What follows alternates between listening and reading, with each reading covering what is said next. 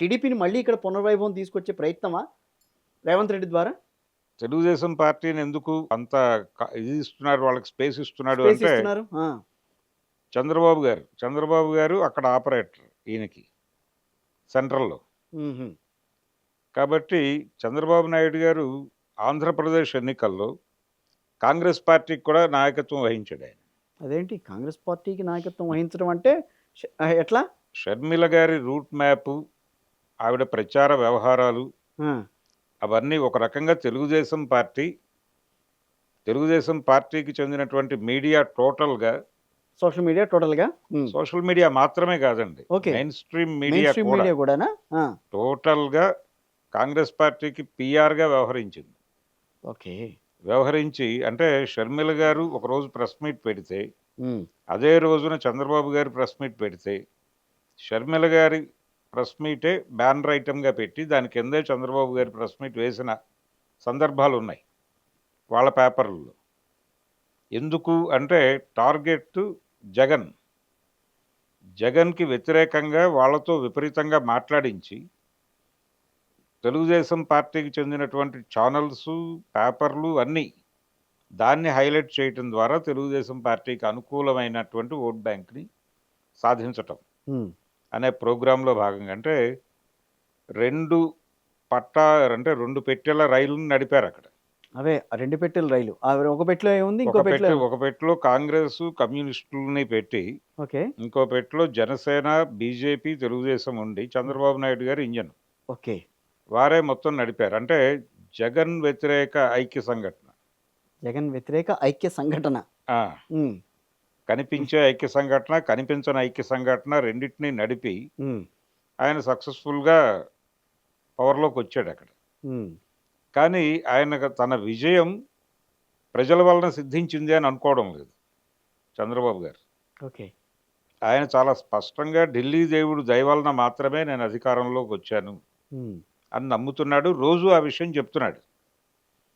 ఇదే పరిస్థితుల్లో జగన్మోహన్ రెడ్డి గారు కూడా ప్రజలు నన్ను ఓడించారు అనుకోవడం లేదు ఆయన. హ్మ్. ఢిల్లీ దేవుడు కటాక్షం మన మీద లేదు. తప్పటం తప్పడం లేకపోవడం వల్ల. వలన మనం ఓడిపోయాం. హ్మ్. అంటే గతంలో చంద్రబాబు నాయుడు గారికి 2 కళ్ళ సిద్ధాంతం అనేవాళ్ళు తెలంగాణ ఎపిసోడ్‌లో. అవును. ఇప్పుడు భారతీయ జనతా పార్టీది ఒక రకంగా 2 తలుపుల సిద్ధాంతం. 2 తలుపులు ఇప్పుడు. 2 తలుపులే. అంటే వాళ్ళు ఫ్రంట్ డోర్‌లో ఒకడిని, బ్యాక్ డోర్‌లో ఒకడిని రెగ్యులర్‌గా మెయింటైన్ చేస్తారు. మరి అదే తెలంగాణ విషయంకొస్తే? తెలంగాణలో ఇప్పుడు బ్యాక్ డోర్‌లోకి తీసుకురావడానికి ప్రయత్నం ఆయన్ని, కేసీఆర్‌ని. ఓకే. తీసుకొచ్చి నీకు కూడా ఏ రోజైనా అధికారం రావాలంటే మమ్మల్ని ఆశ్రయించాల్సిందే. అంతే. ఇప్పుడు అక్కడ చంద్రబాబు నాయుడు గారు, జగన్ గారు ఏమనుకుంటున్నారో నువ్వు కూడా అదే అనుకో. ఆ అనుకుంటాను అనే హామీ ఇచ్చేస్తే మిమ్మల్ని మేము చూసుకుంటాం. అంటే ఒక రకంగా జాతీయ రాజకీయాలు, జాతీయ పార్టీలు, ప్రాంతీయ పార్టీల్ని శాసిస్తున్నాయి. ప్రాంతీయ పార్టీల అంటే వాటి ప్రత్యేక ఉనికిని ఒక రకంగా కంట్రోల్ చేసేస్తున్నాయి. అయిపోయింది. ఒకటే పార్టీ ఇప్పుడు. భారతీయ జనతా పార్టీ కాంగ్రెస్ పార్టీని కూడా కంట్రోల్ చేస్తోంది. అంతే గదా! అన్ని రాష్ట్రాల్లో అధికారంలో ఉందనంటే ఆ! కాంగ్రెస్ పార్టీని మాత్రమే కాదు, దేశంలో ఉన్న అన్ని రాజకీయ పార్టీలని, వ్యవస్థలని వాళ్ళే కంట్రోల్‌లోకి తీసుకునేటువంటి ప్రయత్నాల్లో ఉన్నారు. హ్మ్.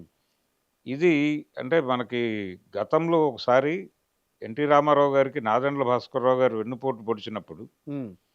ఇక్కడ ప్రజాస్వామ్య పోరాటం ఒకటి జరిగింది. ఆ పోరాటంలో భారతీయ జనతా పార్టీ, తెలుగుదేశం కలిసి పనిచేసినాయి. అంటే అద్వానీ గారు, వాజ్పేయి గారు వీళ్ళందరూ కూడా రామారావు గారి వెనకాల నడిచారప్పుడు. హుహు. నడిచారు. కేంద్ర ప్రభుత్వానికి వ్యతిరేకంగా నెల రోజులు పెద్ద ఉద్యమం జరిగింది జాతీయ స్థాయిలో. హ్మ్. చివరికి రామారావు గారు తిరిగి ముఖ్యమంత్రి అయ్యాడు. నాదెండ్ల భాస్కర్‌రావుని తీసేశారు. అవును. ఆ తర్వాత జరిగిన ఎన్నికల్లో కొంత బీజేపీకి అనుకూలంగా ఆయన నిర్ణయాలు తీసుకున్నాడు హుహు. రామారావు గారు. హ్మ్. అది అయిపోయి గెలిచిన తర్వాత ఆయన నేషనల్ ఫ్రంట్ అనేటువంటి ఆలోచన చేశాడు. అవును. National front. ఈ నేషనల్ ఫ్రంట్ అనే ఆలోచన చేయటం బీజేపీని కొంచెం ఇబ్బంది ఇబ్బంది పెట్టింది. పెట్టిందప్పుడు. హ్మ్. ఇబ్బంది పెట్టినప్పుడు ఈయన్నడిగారు కూర్చోబెట్టి. ఇప్పుడు మీకు కాంగ్రెస్ వ్యతిరేకత ఉంది. మనం కలిసి పనిచేసిన చరిత్ర ఉంది. మీరు మాతో కదా కలిసి పనిచేయాల్సింది. మధ్యలో ఈ కొత్త ఫ్రంట్ కుంపటి ఏంటి? ఏమిటి? ఈ కుంపటేంటి? ఈ కుంపటి విపి అని సింగ్ అడిగారు. విపి సింగ్ తర్వాత ఐకే గుజరాల్ వీళ్ళంతా కూడా ఆ, నేషనల్ ఫ్రంట్ ద్వారా వచ్చిన వాళ్ళే కదా. అవును. ఉమ్. ఆ నేషనల్ ఫ్రంట్కి నాంది పలికినవాడు ఎన్టీ రామారావు. అవునా. అవును. ఉమ్. ఇది ఈ ఐడియా ఎందుకు మీరు అంటున్నారంటే ఈయన ఒక సిద్ధాంతం చెప్పాడు వాళ్ళకి. అంటే ఫెడరల్ ఫ్రంట్ రావాలి కేంద్రంలో అధికారంలోకి, అంటే ప్రాంతీయ పార్టీల కూటమి కేంద్రంలో అధికారంలోకి వస్తే రాష్ట్రాలకు కొన్ని ప్రయోజనాలు నెరవేరుతాయని నేను అనుకుంటున్నాను. అందుకని జాతీయ పార్టీలలాగా కాకుండా ప్రాంతీయ పార్టీలుగా. ప్రాంతీయ పార్టీల కూటమి ఏర్పాటుకి నేను ఫ్రంట్ అంటున్నాను ఎస్. అన్నాడు ఈయన. అది నేషనల్ వాళ్ళకి చిరాకు పెట్టింది. ఆ తర్వాత ఎన్టీ రామారావు చేసిన 100 తప్పులు అని చెప్పి వాళ్ళు బుక్ వేశారు. అవును. దాన్ని ఊరూరా ఆలయ నరేంద్ర గారు ఆవిష్కరించాడు ఆ రోజుల్లో. కాబట్టి ఇది మొదటి నుంచి ఉంది వాళ్ళకి, బీజేపీకి. బీజేపీకి. వింటారా ఓకే, వినలేదా మేము దాడి చేస్తాం అనే పద్ధతి. అదే ఇప్పుడు కేసీఆర్ ముందుకు వచ్చింది. నీ స్టాండ్ ఏమిటో, వాళ్ళు ఎవరినైనా సరే ఈ దేశంలో అంటే ఒక రకంగా వాళ్ళు మాట్లాడే మాటలు, వాళ్ళ యాక్టివిటీసు హిందూ మతం ప్రమాదంలో ఉందని చెప్పి ఒక అభద్రతా భావాన్ని క్రియేట్ చేస్తారు. క్రియేట్ చేసి అంటే ముస్లిం సమాజంలో కూడా అభద్రత క్రియేట్ అయిపోతుంది ఆటోమేటిక్గా. అవును. క్రియేట్ చేయటం వెనకాల వాళ్ళ ప్రోగ్రామ్ ఏంటంటే వాళ్ళని ఏదో ఈ దేశం నుంచి తరిమేయటం ఇలాంటి పని కాదు, వాళ్ళని లొంగ తీసుకోవటం, ఎవరినైనా కంట్రోల్లోకి తీసుకోవటం. ఈ ప్రోగ్రాంలో భాగంగా వాళ్ళు మొత్తం దేశాన్ని రెగ్యులేట్ చేయటం అనే కార్యక్రమంలో భాగంగానే ఈ కార్యక్రమాలన్నీ నిర్వహిస్తున్నారు వాళ్ళు. అందుకని ఈ తెలంగాణలో జరుగుతున్నటువంటి ఫోన్ ట్యాపింగ్ వివాదం ఇది పెద్ద ఎవరినో జైలుకి పంపించేస్తారు అంత దాకా లాగుతారు అని అనుకోవలసినటువంటి అవసరం లేదు. అంటే ఒక ఉప ఎన్నిక జరుగుతుందంటే కార్ రేసింగ్ వ్యవహారం వస్తుంది. ఒక రేపు మున్సిపల్ ఎన్నికలు వస్తున్నాయనంటే ఈ ఫోన్ ట్యాపింగ్ వ్యవహారం బయటికి తీసుకురావటం. సో ఒక రకంగా దానికి కూడా కేంద్రం ఉంటుందా పర్మిషన్? కేంద్రం తీసుకొస్తుందా? అంటే మనకి ఇక్కడ మాట్లాడుకోవటానికి రేపు ఎన్నికలు అని అనుకుంటున్నాం మనం. ఓకే. ఈ ఎన్నికలు అనేది ఒక అంశం మాత్రమే. ఓకే. బ్రాడ్ ఎజెండాలో భాగమే ఇది. అంటే కేసీఆర్ దగ్గర నుంచి ఒక సరెండర్ నోట్ అడుగుతున్నారు వాళ్ళు.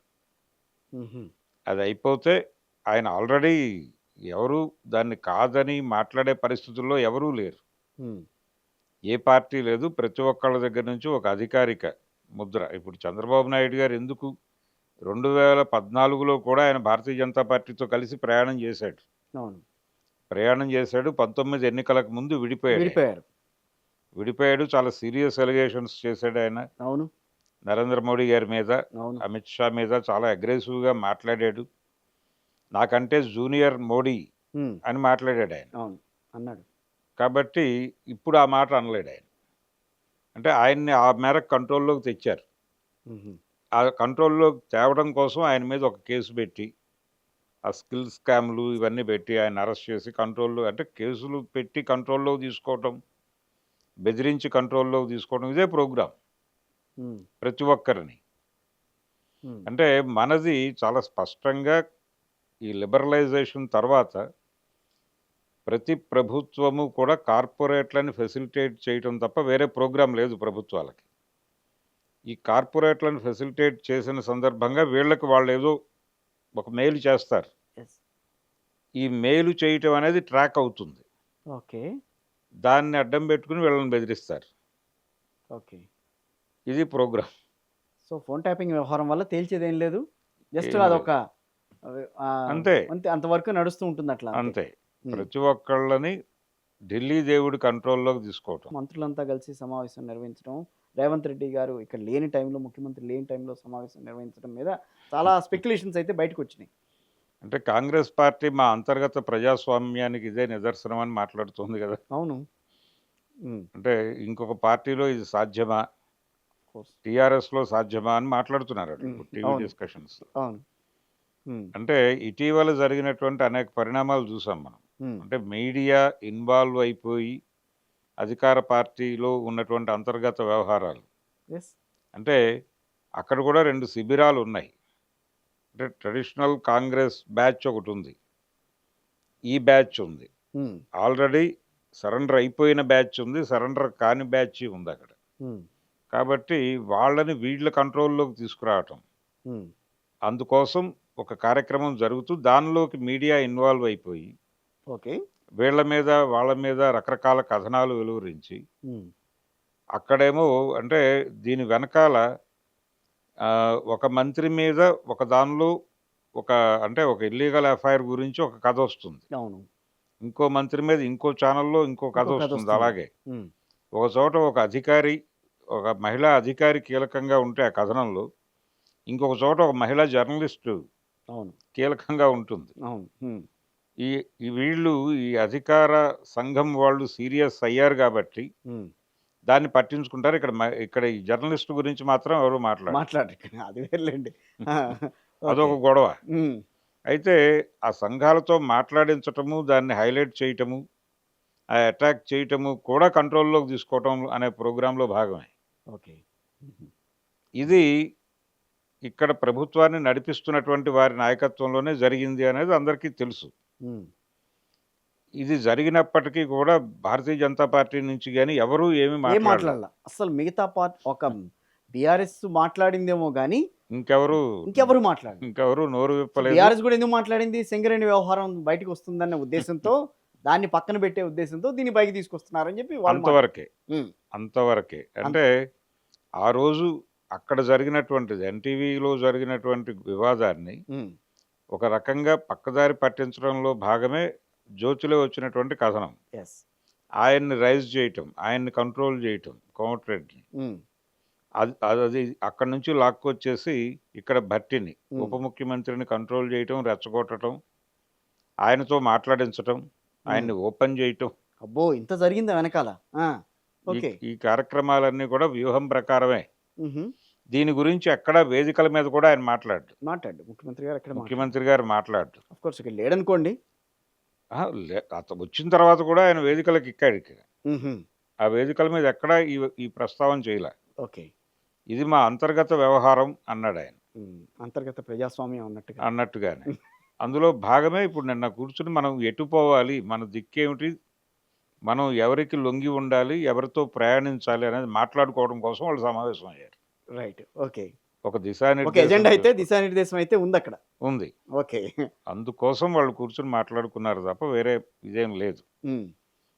అంటే టోటల్‌గా భారతదేశంలో ఒకప్పుడు ప్రతి ఒక్కరికి వ్యక్తిగతమైనటువంటి రాజకీయ అభిప్రాయాలుండేవి. ఆ అభిప్రాయాలతో వాళ్ళు కమిటెడ్‌గా పని చేయాలా? వద్దా? అదే పర్సనల్ డెసిషన్‌గా ఉండేది. యెస్. అవును. ప్రతి పార్టీకి ఒక రాజకీయ ఎజెండా ఉండేది. ఇప్పుడు అలా అలా ఎవరికీ ఏ రకమైన ఎజెండాలు ఉంచటం లేదాళ్ళు. హుహు. హ్మ్. అలా ఉండటం తప్పు అంటున్నారు. హుహు. ఏ పార్టీకి సొంత ఎజెండాలొద్దు.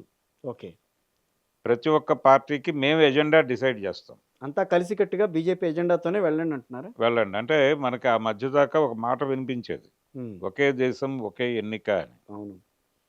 దీని ఎక్స్‌టెన్షన్ ఒకే దేశం, ఒకే పార్టీ దాకా వీళ్ళు లాక్కెళ్ళే దాని పరిస్థితిలో కాంటెక్స్ట్ అక్కడి దాకా కనిపిస్తున్నారు. వెళ్తుందనంటారా? అక్కడి దాకా లాగటం కష్టం గానీ వీళ్ళు ఆ కంట్రోల్‌ని విస్తరించే ప్రయత్నంలో అయితే బలంగా ఉన్నారు. ఓకే. అది నడుస్తోంది. ఆపరేషన్ నడుస్తోంది. హ్మ్. ఇది సెంట్రల్ గవర్నమెంట్ ఆపరేషన్‌లో భాగంగా జరుగుతున్న గొడవే తెలంగాణలో జరుగుతున్నదంతా. హుహు. AP in control. ఏపీ అక్కడ ఇన్ కంట్రోల్. హ్మ్. ఏపీలో ఇలాంటివేమి ఉండవు. అక్కడ ముగ్గురు కంట్రోల్‌లోనే ఉన్నారు. కాబట్టి ఏం జరిగినా వాళ్ళంతట వాళ్ళు సర్దుకుంటారు. అంతే. అంతే కదా? చాలా ఓపెన్‌గా. అంటే ఇప్పుడు సెంట్రల్ గవర్నమెంటు ఆపరేషన్ కగార్ పేరుతో మావోయిస్టుల మీద దాడులు చేస్తున్న సందర్భంగా రైట్. కేసీఆర్ వరంగల్ సభలో ఖండించాడు దాన్ని. యెస్. ఖండించారు. ఖండించాడు. అధికారికంగా ఒక ప్రకటన కూడా చేశాడాయన. అవును. జగన్మోహన్ రెడ్డి మాట్లాడలేదు. జగన్మోహన్ రెడ్డి ముందుకి ఈ విషయం వెళ్ళింది. హ్మ్. మీరెందుకు ఖండించరు? అంటే ఆయన చెప్పిన సమాధానం అదే. హ్మ్. పక్క రాష్ట్రాల వ్యవహారాల్లో మనం జోక్యం చేసుకోవద్దు అని. ఓకే. అని మేము ఒక పాలసీగా తీసుకున్నాం కాబట్టి దాని మీద మాట్లాడం అని చెప్పాడాయన. ఓకే. చెప్పిన తర్వాత చనిపోతున్న వాళ్ళు మీ రాష్ట్రానికి చెందిన వాళ్ళు ఉన్నారు గదా! యెస్. అది కేశవరావు గారు గావచ్చు, లేకపోతే సుధాకర్ గావచ్చు ఎందుకు వీళ్ళందరూ హిడ్మాని చంపింది కూడా అక్కడే కదా? అక్కడే. అక్కడే కదా? అక్కడే. హ్మ్. అంటే హిడ్మా మరణానికి ముందు ముందు ఆయన దగ్గరికెళ్ళింది ఈ ప్రశ్న. అదే. ఆహా! ఆ! కేశవరావు గారు, సుధాకర్ వాళ్ళిద్దరూ మీ రాష్ట్రానికి చెందిన వాళ్ళే కదా! కేంద్ర కమిటీ సభ్యులు ఇక్కడి నుంచి వెళ్ళినోళ్ళు. దాని మీద రియాక్ట్ అవ్వచ్చు కదా! అన్నప్పుడు కూడా లేదు లేదు ఇది పక్క రాష్ట్రాలకి సంబంధించిన వ్యవహారంగానే మేము చూస్తున్నామని మాట్లాడాడు ఆయన. అదే జగన్మోహన్ రెడ్డి గారు పెహల్గాం మీద మాట్లాడాడు మళ్ళీ. అది పక్క రాష్ట్రం అనిపించలేదు ఆయన. అంటే పక్కన అది దేశానికి సంబంధించిన వ్యవహారం కదా అది. అది అది ఇది దేశంలో అంతర్గతంగా జరుగుతున్న వ్యవహారం అది.